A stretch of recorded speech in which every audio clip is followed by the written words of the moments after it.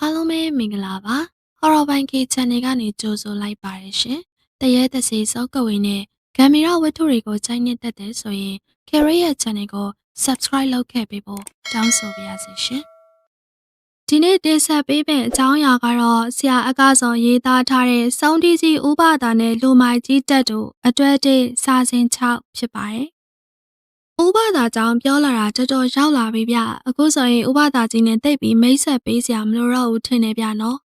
ဒီတခါပြောမယ့်အကြောင်းကဦးတက်တူဆိုတဲ့လူကြီးအကြောင်းပြသူကလူမိုက်ကြီးအနေထိုင်တော်တော်ကျန်းကျန်းတက်တက်နေတဲ့လူကြီးတနည်းအားဖြင့်ပြောရင်တော့လူပေလူတေကြီးပေါ့ဗျာကျုပ်တို့ငငယ်တုန်းကကျုပ်တို့တွေငိုပြီးဆိုရင်အမေကဦးတက်တူကြီးလာပြီးဟဲ့လို့ပြောလိုက်တာနဲ့ကျုပ်တို့မှအငိုတိတ်သွားရတယ်ဦးတက်တူဆိုရင်ကျုပ်တို့ကလေးတွေကနာမည်ကြားရင်ကိုကြောက်နေရတာစော့နေရင်လည်းဦးတက်တူကြီးလာနေတာကိုမြင်လို့ကတော့ကျုပ်တို့ကလေးတွေတိုင်းနီးရအိမ်တက်ပြေးပြီးပုံတော့တာပဲဗျို့ဦးတက်တူဆိုတာကအသက်တော်သိပ်မကြီးသေးပါဘူးဗျလူပုံကခက်ချမ်းချမ်းစပင်ကဖွာလန်ကျဲနေတာပဲဖားနှစ်ဖက်မှာလည်းကြောက်ပေါက်မာရင်းနဲ့နှာခေါင်းကတိုးတိုးလန်လန်ပွားပွားကြီးလူပုံကလည်းပူပူကွာကွာလူကောင်ထွတ်ထွတ်နဲ့လမ်းလျှောက်ရင်လည်းပေါက်ဆက်နဲ့ဆိုတော့သူ့ရုပ်ကြီးကိုမြင်ရင်ကျုပ်တို့ကလေးတွေဆိုတာတရေဘလူးတကောင်မြင်တယ်လို့ကြောက်နေရတာဗျအဲ့ဒီဦးတက်တူကြီးကကျုပ်တို့ရွာကတော့မဟုတ်ဘူးဗျရွာနီးချင်းပေတော်ရွာကလူကြီးရုပ်ရည်ကကျန်းနေဆိုပေမဲ့ကျုပ်တို့ရွာကအပြိုကြီးမက်ခင်များနဲ့အိမ်အောင်ကျသွားပါလေရောရွာတွေကလူတွေကတော့မက်ခင်များကဦးတက်တူကြီးကိုမျက်လုံးမိတ်ပြီးယူလိုက်တယ်လို့တောင်စောင်းမြောင်ပြောဆိုကြတယ်ပြောလေပြောချင်စရာပါမက်ခင်များအပြိုကြီးဆိုပေမဲ့တောင်းတောင်ဖြောင်းဖြောင်းကြီးဗျသူ့အမေအိုကြီးကိုငဲ့နေရလို့သာအိမ်အောင်မပြုတ်ပြစ်တာဒါနဲ့အမေအိုကြီးတည်ပြီးတော့3လလောက်ပဲကြာတယ်ဦးတက်တူကြီးနဲ့ညားပါရောဗျာမက်ခင်မြောင်မှန်းနေတဲ့ရွာကလူပြိုကြီးတွေဆိုရင်ကြိတ်မနိုင်ခဲများဖြစ်ကုန်တာပေါ့ဗျာဦးတက်တူဆိုတဲ့သူကပေတော်ရွာမှာနေရဲဆိုပေမဲ့အိမ်မရှိရာမရှိလဲမရှိရွာပင်ရင်ခွဲစရမှာနေတဲ့သူဗျအခြေအနေဘာမှမရှိတဲ့သူပေါ့ရွာတွေကခိုင်းတာလုပ်ပြီးရားတလောက်စားအရက်တို့ထမ်းရည်တို့အကျွေးတောက်ပြီးဇရက်မှာအိမ်နေတတ်တဲ့သူကြီးဗျရွာကလူတွေနာရင်လဲနာစရာပေါ့ဗျာဒီလိုနဲ့မက်ခင်များနဲ့ညားပြီးတော့ဦးတက်တူကြီးကရွာရောက်လာပါရောမက်ခင်များကလည်းနဲ့ရှားနဲ့အိုးနဲ့အိမ်နဲ့ဆိုတော့ဦးတက်တူကြီးကရေမီးစုံနဲ့အသင်တက်နေုံပေါ့ဗျာအိမ်အောင်ကြပြီးတော့လဲဦးတက်တူကြီးကအိမ်လုတ်တွေလဲလုတ်တွေဝိုင်းကိုလုံးမယ်မထင်နဲ့ဗျအချိန်ပြည့်နေပါရွာထိပ်ကဦးတရုတ်ကြီးရက်ဆိုင်မှာပဲလူတွေနဲ့ဝိုင်းဖွဲ့စားတောက်နေတာမက်ခင်များကလည်းသူ့ယောက်ျားကြီးကိုတော်တော်ချစ်ရှာပါတယ်ဦးတက်တူကြီးနေ့လည်စာထမင်းအိမ်ပြန်မစားဘူးဆိုခံတောင်းလေးတွေကိုထမင်းနဲ့ဟင်းမကန်နေထက်ပြီးတောင်းကိုရွှက်ပြီးတော့ဦးတရုတ်ကြီးရက်ဆိုင်ရောက်လိုက်ဖို့ဘေးရှာတယ်သူတို့ချစ်ကရှာရှာပါပါဗျမက်ခင်များတော့သူမိဘတွေစီကကြံခဲ့တဲ့လဲရီယာတွေကိုအငှားချထားတယ်သူကတော့အိမ်မှာအိမ်လုတ်တွေလုတ်တာပေါ့ဗျာဒါတော့မှဦးတက်တူကြီးကမက်ခင်များကိုလုံးဝအမြင်မကြည့်ဘူးဗျအမြဲလိုပြဿနာရှာနေတတ်တာအေးတက်တူရဲကွာစနေသားနေတတ်ရေတတ်မှာမွေးတာဘယ်ကောင်မှလုံမထင်ဦးတက်တူကြီးရန်ဖြစ်တော့မယ်ဆိုရင်အဲ့ဒီလိုကျင်းဝနေကြဗျတရုတ်ကြီးဆိုင်မှာထိုင်ပြီးအမြဲတမ်းရန်ဖြစ်နေတတ်တယ်ဆိုင်မှာရက်လာတောက်တဲ့လူတွေနဲ့စကားစမြည်ပြောနေရင်နောက်တော့သူ့ကိုဆောင်းပြောတာလားရန်ဆောင်တာလားဆိုပြီးပြဿနာရှာတယ်နောက်တော့အတင်းထိုးကြကြိတ်ကြပေါ့ဗျာနောက်တော့ဦးတရုတ်ကြီးကဆိုင်မှာပြဿနာရှာရင်တက်တူကိုအရင်မရောက်ဘူးလို့ချင်းချောက်ထားလို့သာငြိမ်ကုတ်သွားတာကျုပ်တို့ကဦးတက်တူကိုကြောက်ပေမဲ့ဦးတက်တူကကျုပ်တို့အိမ်ကိုမခေါ်ပဲဆိုက်မြဲရောက်လာနေကြမလားရန်ဖြစ်ပြီးရင်ကာလာသားတွေဖမ်းပြီးတော့ဦးတက်တူကြီးကိုတကြီးလက်ကိုလာအပ်နေကြပေါ့ပြီးရင်သူထိုးလွတ်လိုက်တဲ့သူတွေလည်းပါလာကြတယ်ထိုးစံနာကဦးတက်တူကြီးကတခါမှကြီးကြီးမားမားဒဏ်ရာရတယ်မရှိပဲသူနဲ့ရန်ဖြစ်တဲ့သူတွေသာမျက်နာတွေဖူးရောက်မျက်ခုံးတွေကွဲသွားတွေကျိုးပြီးတော့ရောက်လာတဲ့သူတွေများတယ်ဦးတက်တူကြီးကိုအဖေတို့ကစူတန်ရင်စူရတယ်အရန်ဆိုးလာရင်တော့ထိတ်တုံးပေါ့ဗျာထိတ်တုံးကြီးကကျုပ်တို့အိမ်ရှိကွက်လက်မြေးပြုံမှာထားတာဗျထိတ်တုံးခတ်ပြီးနေဘူးအောက်မှာနေတစ်ပိုင်းလောက်ထားလိုက်ရင်ကိုပဲတော်ယုံမာတဲ့သူဆိုပြော့ကျသွားတာနေကလည်းဘူးခြေထောက်ကလည်းချုပ်ထားသေးတာဆိုတော့စဉ်းစားတာကြည့်တော့ဗျာဒါကြောင့်လည်းအဖေထိတ်တုံးကိုကြောက်ကြတာနေမှာပေါ့ဒါပေမဲ့အဖေထိတ်တုံးကိုလုံးဝမကြောက်တဲ့သူကတော့အဲ့ဒီဦးတက်တူကြီးပဲဗျနေပူပူကြီးတဲ့လက်ကြီးပိုက်ပြီးပေကက်ကနဲ့ငုတ်တုတ်ထိုင်နေတာသူ့အသားကလည်းပုံရည်ကြီးရောင်ဆိုတော့အသားတော့မမဲဘူးပေါ့ဗျာအဖေကတော့ဦးတက်တူကြီးကပြန်မပြောပါဘူးအဖေလုံးသမျှတော့ခံရှာတယ်အဖေကလည်းဦးတက်တူကိုဂတ်တဲပို့မယ်ရဲလက်အပ်မယ်လို့ပြောပေမဲ့တကယ်တမ်းတော့တရွာရဲသားဆိုတော့လေအဲ့လောက်ထိမျက်လုံးရက်ဘူးထင်ပါတယ်ဗျာမက်ခင်များမျက်နှာကိုထောက်နေရလဲပါတာပေါ့ဘာလို့လဲဆိုတော့ဦးတက်တူကြီးကိုချုပ်ထားပြီးဆိုငိုယိုပြီးတော့ရောက်လာတတ်တာကမက်ခင်များဗျာအဖေခြေသလုံးဖက်ပြီးတော့ကိုသူ့ယောက်ျားကိုလွှတ်ပေးဖို့တောင်းပန်တာဗျာအဖေကလည်းတစ်ခါတလေတော့တနာလို့လွှတ်ပေးလိုက်တာပေါ့တစ်ခါတလေကျတော့လေအဖေကညီယောက်ျားတလောက်တော့ခံမလေးစီဒါမှဒီကောင်မှတ်ပါစော်ပြီးထိတ်တုံးကြီးနဲ့တရက်လောက်ခတ်ထားလိုက်တာအဲ့ဒီမက်ခင်များဘာလို့တဲမှတ်တယ်လဲတ တယောက်ကြပင်နားမှာထိုင်ပြီးရေတိုက်ရတာနဲ့ထမင်းခွန်းရတာနဲ့တော်တော်ချစ်တတ်တဲ့မိန်းမကြီးဗျအဖေကဦးတက်တူကြီးကိုလှုပ်ပေးလိုက်ပြီးဆိုရင်လေအဲ့ဒီဦးတက်တူကြီးကအဖေရှေ့ရင်မက်ခင်များကိုပါးရီနားတွေရိုက်တာဗျလာတာနောက်ကျလို့တဲ့ကဲဒီလူကြီးဘလောက်လွန်တယ်လဲဗျကျုပ်တို့ရွာမှာတော့ရိုမီယိုတို့ဂျူလီယက်တို့ရွှေဟင်းသာမောင်နှံတို့ချစ်ချင်းအကြောင်းတွေကိုစာမဖွဲ့ကြပါဘူးမက်ခင်များလောက်ချစ်တတ်ရဲ့လားဆိုပြီးတော့ပဲစားနောက်ကြတယ်ဒါမဲ့လေအဲ့ဒီမက်ခင်များနဲ့ဦးတက်တူကြီးတို့ပေါင်းတင်လာတာ10နှစ်ပြည့်တော်မယ်ဆိုရင်ပဲခလေးတယောက်မှမထွန်းကားဘူးဗျဦးတက်တူရောက်လာတော့ကျုပ်တို့ရဲ့တိတ်ဆိတ်အေးချမ်းတဲ့ရွာကလေးကစူညံနေရတယ်ရွာထဲမှာမိုက်ပြီးတိုက်ပြီးရိုက်ပြီးဟေးဆိုရင်ဦးတက်တူကြီးထိတ်ဆုံးကပဲဒီတော့အဖေကလည်းအလုံများတာပေါ့ဗျာအဖေဆိုရင်သူ့ကိုဆုံးမရတာအရေးယူရတာတော့မှမလုပ်ချင်တော့ဘူးတဲ့ဗျာကျုပ်တို့ငငယ်ကလေးကဆိုးလာတဲ့ဦးတက်တူကြီးဟာကျုပ်တို့လူပြိုပေါက်ဖြစ်တဲ့ဒီမလိမ္မာသေးဘူးဗျဒီတိုင်းပဲတခါပေါ့ဗျာကျုပ်ကိုကြီးနဲ့ကျုံနဲ့ကြက်သွားတိုက်ကြတယ်ကြက်တိုက်တယ်ဆိုတာတရားမဝင်ဘူးပေါ့ဗျာကျုပ်တို့ရွာရဲ့တမ်းမြင့်ရွာရဲ့အလယ်နားမှာတော်တန်းလေးတစ်ခုရှိတယ်အဲ့ထဲမှာကြောက်ဝိုင်းခိုးထောင်ကြတာပေါ့ဗျာကြောက်ဝိုင်းဗန်နေလုံးမဲဆိုတာကိုကြက်တိုက်မဲ့သူတွေကိုပဲအသိပေးထားတာပေါ့ပုံမှန်ချိန်သွားလိုက်ရင်လူမရှိတဲ့တောအုပ်ကြီးပေါ့ဗျာကြောက်ဝိုင်းထောင်တဲ့နေ့ဆိုရင်စီကားနေရပေါ့ကျုပ်ကိုကြီးဆုံးကကြက်တော်ဝါသနာပါတယ်ဗျဒါပေမဲ့အဖေရှိမှာတော့ကြက်ကြောင်မဟရဲဘူးသူတငယ်ချင်းချက်ကောင်းဆိုတာကြက်တိုက်ဝါသနာအိုးပေါ့သူလည်းချက်ကောင်းနဲ့ပေါင်းပြီးကြက်တကောင်မွေးထားတယ်ချက်ကောင်းစီမှာခိုးမွေးတာပေါ့ဗျာကျုပ်ကလည်းဆက်ဆက်ဆူဆူဆိုတော့တိသွားတာပေါ့ဒါနဲ့သူကကျုပ်ကိုနှုတ်ပိတ်က20ပေးပြီးတော့နှုတ်ပိတ်ခိုင်းနေတာပေါ့ကျုပ်လည်းသူတို့နဲ့ကြောက်ဝိုင်း3-4ဝိုင်းလိုက်သွားရင်ချက်ဝါသနာပါသွားတာပေါ့ဗျာသူတို့နိုင်ရင်မဟုတ်ဘူးလဲရာသေးတာကိုတရက်တော့ကြောက်ဝိုင်းမှာဦးတက်တူကြီးပါလာတယ်ဗျကျိုးတို့ကငငယ်ကလေးကကြောက်ပေမဲ့ကြီးလာတော့တိတ်မကြောက်တော့ဘူးလေအိမ်ကိုခဏခဏလာနေရလို့လဲမြန်မာတမ်းမိနေပြီပေါ့ အေးတကြီးသားတွေကြက်လာတိုက်တယ်ဟေး ဦးတက်တူကြီးអော်လိုက်တော့အနားမှာရှိတဲ့သူတွေရီသွားကြတယ်ဗျမင်းတို့ဖေမိနေမှာမင်းတို့ကိုယ့်ရင်ရှိမှာကိုထိတ်တုံးစာမိနေပါအောင်မကွာအကိုကတော့ဘာမှဂယုံဆိုင်ဖို့ပြောတယ်ဒီလိုနဲ့ကြက်တိုက်ကြတာပေါ့ဗျာတက်ချီတော့ဦးတက်တူနဲ့အကိုရဲ့ကြက်ဖတိုက်ရမယ်အလဲဗျဦးတက်တူကြက်ကလည်းကြက်ကောင်းဗျကျုပ်ကိုကြက်နဲ့အပြန်အလှန်တိုက်ကြတာပေါ့ဗျာပွဲကလည်းတော်တော်ကောင်းတာဗျလောင်းကြီးတွေ200ကျော်300ရှိနေပြီဒီလိုနဲ့တိုက်ရင်ဦးတက်တူကြက်ကအခြေအနေမကောင်းတော့ဘူးကြက်သမားချစ်ကောင်းလက်သက်ပြီးမွေးပေးထားတဲ့အကိုကြက်ကိုမရှင်းနိုင်ဘူးပေါ့ဗျဒီအချိန်မှာဦးတက်တူကဘာလုပ်တယ်လဲဆိုတော့ကြောက်ဝိုင်းနဲ့ဝင်ပြီးသူ့ကြက်ကိုဝင်ဆွဲတယ်ဗျကျုပ်တို့ညစ်တယ်ဆိုပြီးတော့ပြဿနာရှာတာပေါ့လူတွေကလည်းဖြန့်ပြေးပါတယ်ဒါပေမဲ့ဦးတက်တူကြီးကမရဘူးဗျသူ့ကိုယ်သူလိုမိုက်ဆိုပြီးတော့ဖျဲချောက်နေတော့တာအဲကောင်နေမင်းတို့ကတကြီးသားတွေဆိုပြီးတော့ညစ်ချင်တာလားကျုပ်တို့ကတော့ပြန်မတုံ့ပြန်ဘူးပေါ့ဗျာချစ်ကောင်းကလည်းကျန်းနှကောင်ပိုက်လို့ကျုပ်တို့ပြန်ကြမယ်ဆိုပြီးလောက်တာပေါ့ဗျအဲကောင်နေမဟုတ်တာလို့ပြီးဒီတိုင်းသွားလို့ရမလားကွာကိုကြီးကလည်းလုံငယ်ဆိုတော့ပြန်ပြောတာပေါ့ဒီမှာဦးတက်တူခင်ဗျာကြက်ချင်းမနိုင်လို့လိုရမ်းမရှာနဲ့ဗျခင်ဗျာကြက်မှန်တာအားလုံးသိပဲခင်ဗျာမကြိမ်နဲ့နောက်တစ်ပွဲဆက်တိုက်လို့ရရဲ့ဗျအောင်မမင်းတို့ကညစ်ချင်တိုင်းညစ်ပြီးတော့ဒီလိုလုပ်လို့ရမလားကွာဦးတက်တူကြီးကအကိုအင်ကြီးစားကိုဆွဲလိုက်တယ်အကိုကလည်းလုံငယ်ဆိုတော့ဦးတက်တူကြီးရဲ့မျက်နှာကိုအရင်ထိုးထလိုက်တယ်ဦးတက်တူကြီးကဖြုံတော့မဖြုံပါဘူးဗျာအကိုကသူကပြန်ပြီးတော့နှရင်ကိုပိတ်ရိုက်ထလိုက်တာဗျာအုံငနဲ့မြည်သွားပြီးတော့ကျုပ်အကိုကြီးမှတပတ်လဲထွက်ပြီးတော့မှမြေပေါ်ကိုဖိန်ထိုင်လဲကျသွားတယ်ကိုကြီးကခေါင်းမူးသွားပုံရတယ်ဗျချက်ချင်းတောင်ပြန်မထနိုင်ဘူးအကိုတငယ်ချင်းချက်ကောင်းကလည်းဝင်ထိုးတာပေါ့ဗျာဒါပေမဲ့လူမိုက်ကြီးနဲ့ဖိုက်ရတာဆိုတော့ဘယ်နိုင်မှလဲဗျာချစ်ကောင်းကိုလည်းဦးတက်တူကြီးကလက်သီးနဲ့တစ်ချက်ထိုးထလိုက်တယ်ချစ်ကောင်းလည်းရိုင်လဲကျသွားတယ်ဗျာကျုပ်လည်းအကိုထီတော့ဘယ်ရမလဲဗျာ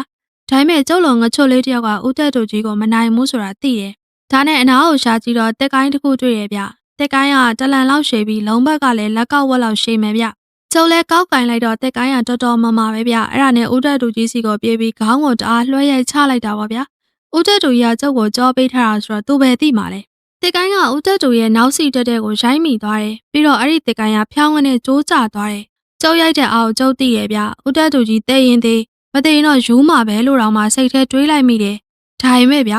ဦးတက်တူကြီးကကျုပ်ကိုလှည့်ကြည့်တယ်သူ့မျက်လုံးကြီးကလည်းနီနေလို့ဗျကျုပ်ကိုစိုက်ကြည့်နေတာများကြောက်စရာကြီးဗျနောက်တော့ကျုပ်ခေါင်းကသပင်ကိုကင်ပြီးတော့သူ့လက်သေးကြီးနဲ့ဆွဲပြီးထိုးလိုက်တာဗျကျုပ်လည်းသတိလစ်သွားတော့တာပေါ့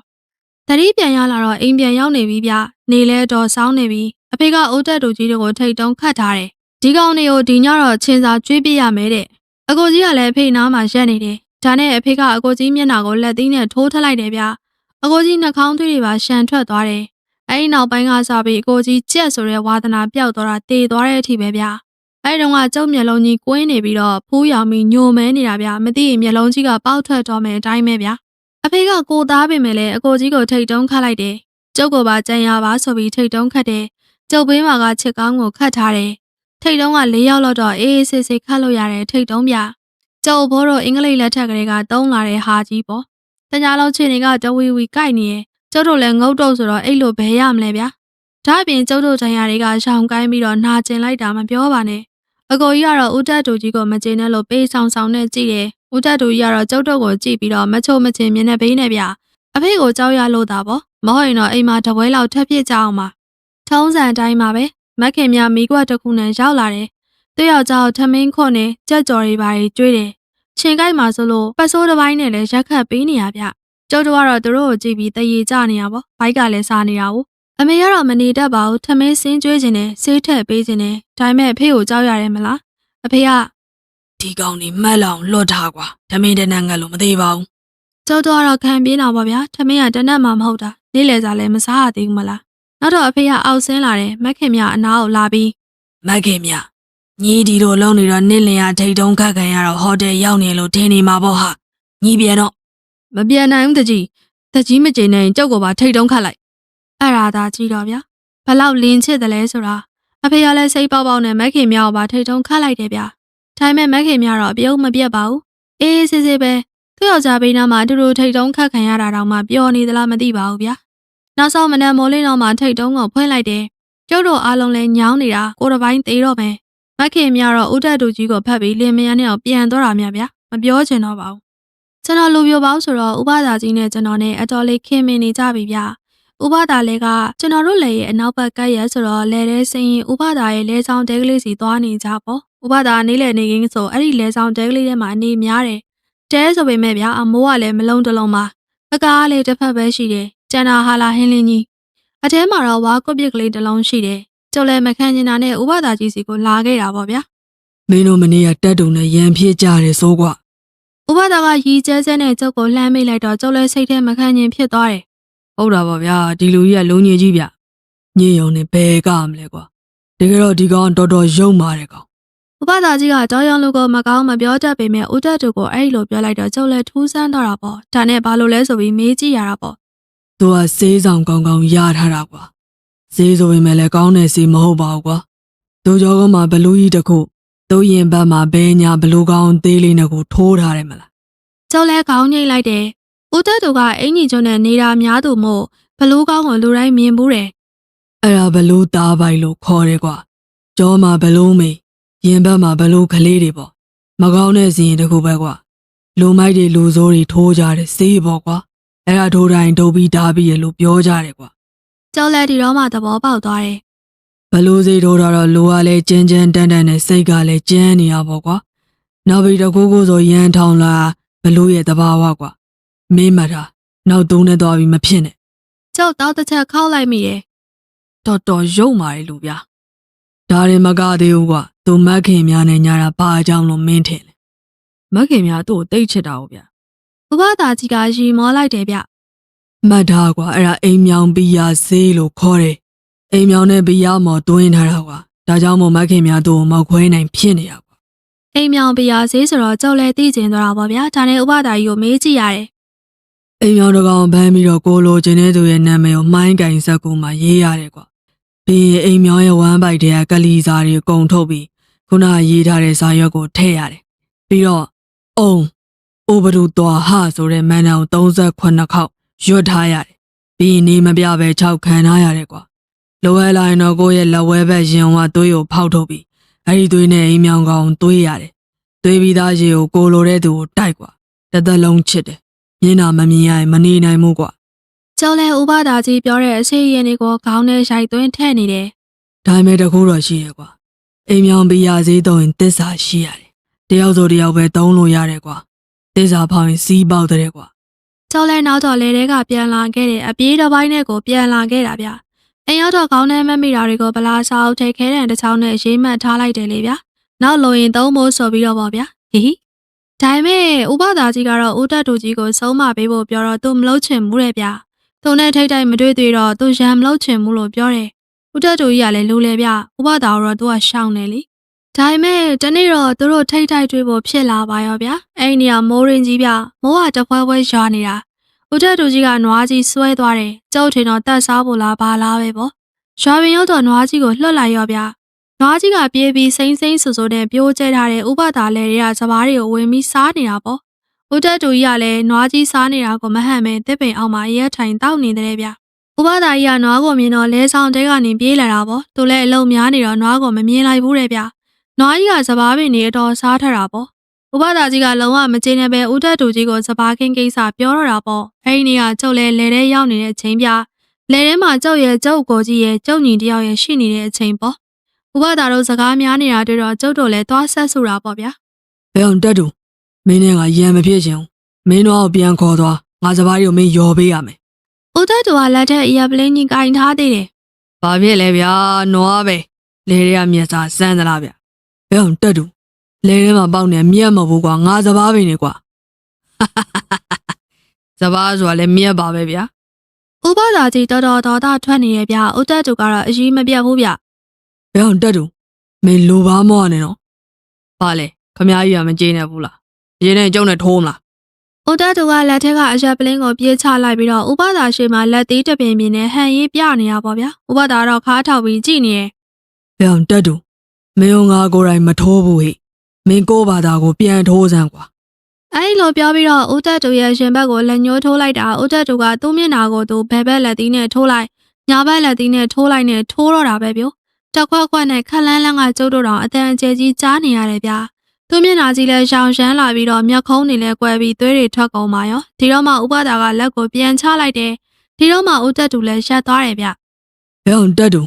ူဒါတော့ငါမင်းကိုဘာမှလုံးရသေးတာမဟုတ်ဘူးကွာမင်းရဲ့ထိုးထားတဲ့စေးဆောင်မင်းကိုပြန်ထိုးခိုင်းတာပဲရှိသေးတာဒီမှာတက်တူမင်းရဲ့မလောက်လေးမလောက်စားစေးဆောင်ဘလို့လောက်နဲ့လိုတွင်ကျလာမလုံးနဲ့ကွာမင်းရဲ့စေးဆောင်မင်းကိုပြန်ပြီးကုတ်ချိုးခိုင်းလို့ရရဲဆိုတာမင်းသဘောပေါက်စမ်းပါ ။ဦးသက်တူတယောက်တော်တော်နာနေပုံကြတယ်ဗျ။ချက်ချင်းနွားကြီးကိုဆွဲပြီးတော့ရွာထဲပြန်သွားတော့တာပါပဲ။အဲဒီနေ့ကစပြီးဦးသက်တူကဥပဒါကြီးကိုသွားမထိရတော့ဘူးဗျ။ဥပဒါစပားဖို့တော့မခင်များလျှော်လိုက်တယ်။နောက်ပိုင်းဥပဒါကြီးပြန်ပြောတော့ဘလို့သားပိုက်စင်ကတော်တော်ကြောက်ဖို့ကောင်းတာပဲဗျ။သူကအမေနဲ့သားကိုခွဲထားတဲ့ပုံစံမျိုးပေါ့။ဘလို့တွေကလည်းတော်တော်ကြမ်းကြမ်းပဲကောင်းကျိုးတဲ့ဆိုးကျိုးများတာပေါ့ဗျာ။ဦးသက်တူအဲ့ဒီဆေးတွေကိုဘဲကထိုးလာမှန်းမသိဘူးတဲ့။အဲ့ဒီဆေးတွေထိုးပြီးတော့သူ့အမေနဲ့အဖေရှေ့စင်နောက်စင်ကွဲလွန်ပြီးတော့သူတို့ပစ္စည်းတွေကိုလည်းသူများကအပိုင်သိမ်းသွားလို့အိုးမဲအိမ်မဲဖြစ်သွားရတယ်လို့တော့ပေတော်ရွာလူတွေပြောတာကြားရတယ်ဗျ။အခုတော့ဦးသက်တူကြီးမရှိတော့ပါဘူးဗျာ။ဥပဒါနဲ့ရှမ်းဖြစ်ပြီးနှစ်မိုးလောက်နေတော့သူလည်းတေးသွားတာပဲ။သူတေးတော့တာလည်းထူးဆန်းနေဗျ။ဘာလို့လဲဆိုတော့သူ့မိမမက်ခင်များသူ့ကိုပြန်ပြီးဓာတ်နဲ့ခုတ်တက်လိုက်တာတဲ့။ဦးသက်တူကမက်ခင်များအသက်ကြီးလာလို့လားမသိဘူး။နောက်ထပ်မိန်းကလေးတစ်ယောက်ရှာတယ်တဲ့။သူကလည်းရွာမှာ6ဆုံးလာဆုံးဆိုတဲ့ကောနောင်ကိုင်းမီမို့မှန်းတာဗျ။ဒါနဲ့သူသုံးနေကြအိမ်မြောင်ပီယာစင်းနဲ့လောက်တာပေါ့။ဒါပေမဲ့မရတော့ဘူးဗျ။မီမိုးကိုကြတော့ပီယာစင်းကမစွမ်းတော့ဘူး။အဲ့ဒီအချိန်မှာမက်ခင်များရဲ့ဆေးစွမ်းကပြေသွားတယ်ထင်ပါတယ်။တရက်တော့မက်ခင်များကအိယာနိုးတော့ဦးသက်တူကြီးကိုမြင်ပြီးလန့်သွားတယ်တဲ့။ဒီလိုရုပ်ဆိုးအကြီးတန်းနဲ့လူဘလူကြီးကိုငါပေါင်းနေရတာပါလားဆိုပြီးအတိတရားဝင်ပြီးတော့ထရံမှာထိုးထားတဲ့ဓမ္မကိုဆွဲဖြုတ်ပြီးခုတ်လိုက်တာဦးသက်တူကြီးခေါင်းနဲ့ကိုအိုးစားကွဲသွားတယ်ပေါ့ဗျာ။ကိုလုံစိတ်ရီထိုးထားတဲ့ဦးသက်တူတယောက်မက်ခင်များခုတ်တော့ဘာလို့တေးသွားတာလဲဆိုတာကြုတ်တွေးမိတယ်ဗျ။ဥပဒါပြောတာကတော့ကိုလုံစိတ်စီရင်တွေကအမြဲတမ်းစွမ်းနေတာမျိုးမဟုတ်ဘူးတဲ့။သတိလစ်နေတဲ့အချိန်တို့အိတ်နေတဲ့အချိန်တို့ဆိုရင်အစွမ်းနေကြနေတတ်တယ်။တိုက်မယ်ခိုက်မယ်ဆိုတော့မှမန်နယ်နေရွတ်ပြီးပုတ်တက်နှိုးရတာတဲ့။ဒါကြောင့်မက်ခင်များတို့အိတ်နေတဲ့အချိန်တက်လိုက်တော့တေးသွားတာဖြစ်မယ်။မက်ခင်များကိုရွာလူတွေကတနာကြတာပေါ့။ဒါပေမဲ့လူသက်မှုဆိုတော့လေနောက်ဆုံးမက်ခင်များကိုရဲတွေဖမ်းသွားပြီးအချုပ်ထောင်ကျသွားပါလေရော။သူတို့ဖြစ်ကတနာစရာလဲကောင်းပါတယ်ဗျာ။တနာစရာကောင်းဆိုတော့မက်ခင်များပေါ့။ဘုမတိဘာမတိနဲ့ဆေးခတ်ခံရပြီးနောက်ဆုံးဆေးပြေသွားတော့လေသူပဲထောင်နှန်းဆန်သွားရတယ်မလားဗျာ။အခုဒီကျုပ်တို့ရွာမှာအပြိုလေးတွေဆိုရင်သူများကြွေးစာပေးစာမစားဖို့တားမြစ်နေကြတော့ဗျာ။မက်ခင်များလို့ဖြစ်မယ်နော်ဆိုပြီးတော့စကားတောင်တွေးနေပါတယ်ဗျာ။ကဲဦးတက်တူကြောင့်တော့အဆုံးတက်သွားပြီဗျာ။ဒီလူကြီးတည်သွားတော့မှကျုပ်တို့အိမ်ကထိတ်တုံးကြီးနဲ့အနားရသွားတော့တယ်ဗျာ။ဗျာလူတယောက်တည်တာစိတ်မကောင်းဖြစ်စရာဆိုပေမဲ့ဦးတက်တူကြီးတည်တော့ကျုပ်တို့တွေပျော်လိုက်ကြတာဗျာ။စိတ်ထဲကြိတ်ပြီးဝမ်းသာလိုက်ကြတာ။ဥပဒါပြောတဲ့အိမ်မြောင်ပီယာဆေးကိုတော့ကျုပ်အဲ့ဒီကလေးကမဆန်းဝန်းတော့တာပဲဗျ။အခုပြောပြခဲ့တဲ့အကြောင်းအရာကတော့ဆရာအကစောရေးသားထားတဲ့စုံတီကြီးဥပဒါနဲ့လူမိုက်ကြီးတက်တူပဲဖြစ်ပါတယ်။နားဆင်ပေးခဲ့ကြတဲ့တယောက်ချင်းစီတိုင်းကိုကျေးဇူးတင်ပါတယ်ရှင်။